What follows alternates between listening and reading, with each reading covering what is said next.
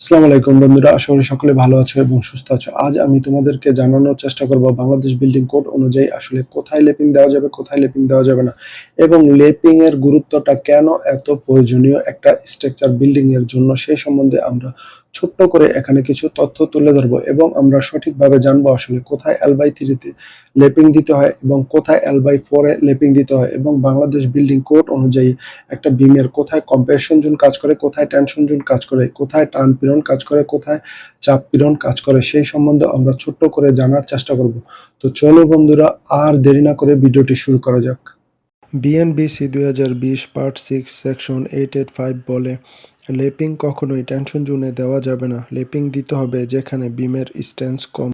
আমরা এখন দেখতে পাচ্ছি বন্ধুরা, উপরে কম্প্রেশন জোন কাজ করে এবং বিমের নিচে কাজ করে টেনশন জোন। এর সাথে বন্ধুরা আমরা দেখতে পাচ্ছি একটি বিমের উপরে নেগেটিভ বেন্ডিং মোমেন্ট কাজ করে এবং নিচে পজিটিভ বেন্ডিং মোমেন্ট কাজ করে। সুতরাং বন্ধুরা, একটি বিমের জন্য বিমটির টপ বারে কম্প্রেশন জোন কাজ করে, এখানে L/3 তে মাঝ বরাবর লেপিং দিতে হবে বন্ধুরা, তোমরা দেখতে পাচ্ছ। এবং বটম বারে যেহেতু বন্ধুরা টেনশন জোন কাজ করে, এখানে L/4 এ জয়েন্টের কাছে লেপিং দেওয়া যাবে। অতএব বন্ধুরা, তোমরা দেখতে পাচ্ছ টপ বারে যেখানে কম্প্রেশন জোন কাজ করে সেখানে L/3 তে এবং যেখানে টেনশন জোন কাজ করে সেখানে L/4 এ লেপিং দিতে হবে বলবো। সুতরাং বন্ধুরা, লাস্টে একটা কথাই বলবো, লেপিং মানে শুধু রডের জোড়া দেওয়া না, এটা হচ্ছে বিল্ডিং এর লাইফ লাইন।